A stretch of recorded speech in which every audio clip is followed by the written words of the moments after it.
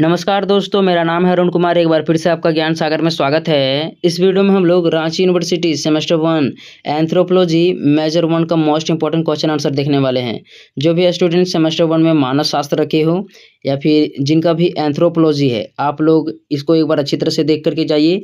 यहाँ से बहुत सारा प्रश्न आपके एग्जाम में मैच करने वाला है। यहाँ से बहुत सारा प्रश्न आपके एग्जाम में एकदम सेम देखने को मिलेगा। तो चलते हैं हम लोग पेपर को देखते हैं। उससे पहले मैं बता देता हूँ, जो आरयू है यानी रांची यूनिवर्सिटी है और जो नीलांबर पीतांबर यूनिवर्सिटी है एनपीयू, दोनों का सिलेबस एकदम सेम है, तो दोनों के लिए यह हेल्पफुल होगा। ठीक है, अब हम लोग क्वेश्चन पेपर को देखते हैं। ये पिछले साल 2024 में सेशन 2023 से 27 वालों में पूछा गया है। समय की बात करें तो जो एंथ्रोपोलॉजी रहता है, एंथ्रोपोलॉजी जो भी मेजर पेपर रहता है, इसमें 3 घंटे का समय दिया जाता है। और फुल मार्क्स की बात करें तो इसमें फुल मार्क्स 75 होता है। कितना होता है? 75 मार्क्स होता है, जिसमें यदि आप 30 मार्क्स लाते हैं तो आप पास हो जाएंगे। ठीक है, तो यह था इसका थोड़ा सा इंट्रोडक्शन। अब हम लोग देखते हैं इसमें किस तरह से प्रश्न आएंगे। तो जो आपका क्वेश्चन पेपर रहेगा 2 खंडों में बटा होगा, ग्रुप ए और ग्रुप बी। ग्रुप ए वाला कंपलसरी रहता है। क्या रहता है? कंपलसरी पेपर रहता है। इसमें क्या रहता है? क्वेश्चन नंबर जो 1 रहता है, इसमें 5 ठो प्रश्न रहता है, पाँचों एक अंक वाला होता है।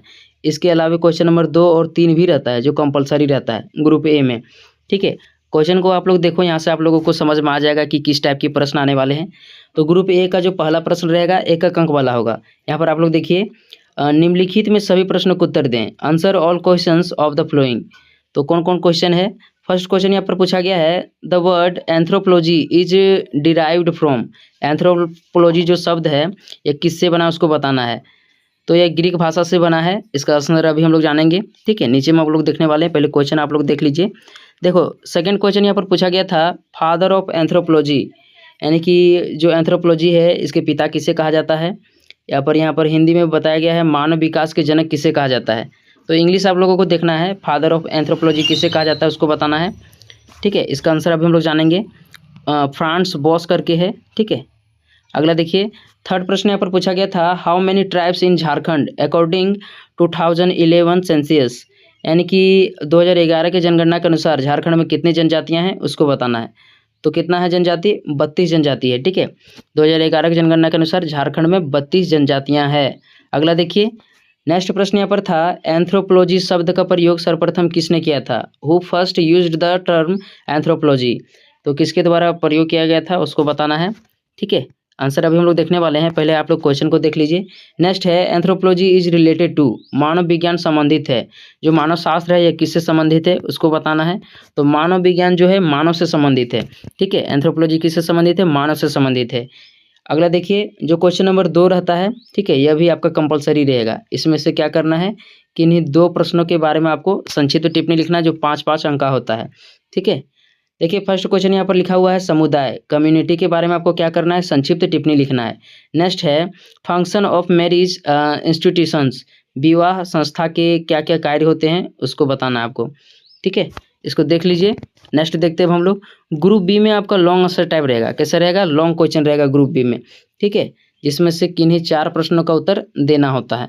यहाँ पर आप लोग देखिए, जो लॉन्ग क्वेश्चन रहता है प्रत्येक प्रश्न 15-15 अंक करके होता है। कितना अंक करके रहेगा? 15 अंक करके। क्या लिखा हुआ है? Answer any 4 questions of the following. Group B वाला लॉन्ग रहता है। यहाँ पर देखिए आप लोग, फर्स्ट क्वेश्चन यहाँ पर है, what is anthropology and describe its major branches. मानव विज्ञान की परिभाषा दें एवं उसकी प्रमुख शाखाओं का वर्णन करें। जो एंथ्रोपोलॉजी है, जो मानव शास्त्र है, इसकी परिभाषा आपको देना है और इसकी कौन कौन सी शाखाएं हैं, कितने ब्रांच है उसको बताना है।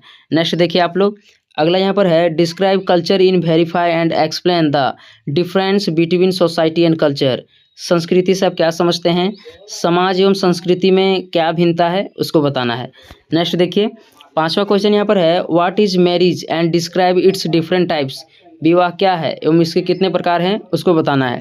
नेक्स्ट देखिए, 6 नंबर का क्वेश्चन है, what do you understand by family and describe its types and characteristics. परिवार से आप क्या समझते हैं, इसके प्रकार और विशेषताओं का वर्णन करें। तो परिवार क्या होता है? इस समाज में बहुत सारे परिवार होते हैं। ठीक है, जितने भी घर होते हैं लगभग सभी परिवार होते हैं, तो उसी के बारे में बताना है। इसकी क्या क्या विशेषताएं होती है, दादा दादी कितने होते हैं, चाचा चाची कितने होते हैं। ठीक है, सब प्रकार के परिवार पाए जाते हैं। नेक्स्ट देखिए आप लोग, मतलब संयुक्त परिवार होता है, एकल परिवार होता है, इस तरह परिवार पाए जाते हैं। नेक्स्ट क्वेश्चन है, what do you understand kingship system and describe types of kingship. मतलब नातेदारी व्यवस्था से आप क्या समझते हैं, एवं नातेदारी के प्रकारों का वर्णन करें। देखिए मैं फिर से आपको बता देता हूँ, नातेदारी व्यवस्था क्या होता है, किनशिप क्या होता है, इसके बारे में बताना है और इसके क्या क्या प्रकार होते हैं, ठीक है, उसको देखना है। अगला क्वेश्चन देखिए, नेक्स्ट क्वेश्चन है define the tribe and describe it's characteristics. जनजाति से आप क्या समझते हैं, इसकी क्या क्या विशेषताएं होती है उसको बताना है। तो मोस्ट इंपॉर्टेंट क्वेश्चन यह था। इसी तरह से आपके प्रश्न आएंगे जो यहाँ पर नातेदारी व्यवस्था है इसको पढ़ लीजिएगा, जनजाति को भी पढ़ लीजिएगा, समाज को पढ़ लीजिए, मानव शास्त्र क्या होता है इसके परिभाषा देना है, ठीक है, और विशेष क्षेत्र को भी पढ़ लीजिएगा। अब हम लोग इसका आंसर देखते हैं जो हम लोग क्वेश्चन वहाँ पर देखे थे, ठीक है। यहाँ पर मैं शॉर्ट आंसर बता देता हूँ, बाकी लॉन्ग आंसर जो है इसका मैं वीडियो लेकर के आऊँगा और आप लोग भी अपने से सर्च करके देख सकते हैं, ठीक है। यहाँ देखिए फर्स्ट क्वेश्चन था एंथ्रोपोलॉजी शब्द किससे बना है। The word anthropology is derived from, किससे बना है उसको बताना है। तो जो एंथ्रोपोलॉजी जो शब्द है इसका मतलब होता है, हिंदी में क्या होता है, मानव शास्त्र होता है या फिर मानव विज्ञान होता है। यह ग्रीक भाषा के दो शब्दों, जो एंथ्रोपोलॉजी है यह ग्रीक भाषा के दो शब्दों से बना है।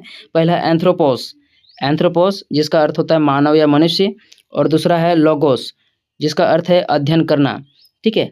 तो इस प्रकार से जो एंथ्रोपोलॉजी है इसका अर्थ क्या हो जाएगा, मानव का अध्ययन, वह शास्त्र जो मानव का अध्ययन करता है मानव शास्त्र कहलाता है या फिर एंथ्रोपोलॉजी कहलाता है। यह ग्रीक भाषा के दो शब्दों, पहला एंथ्रोपोस और दूसरा लोगोस से मिलकर बना है, ठीक है।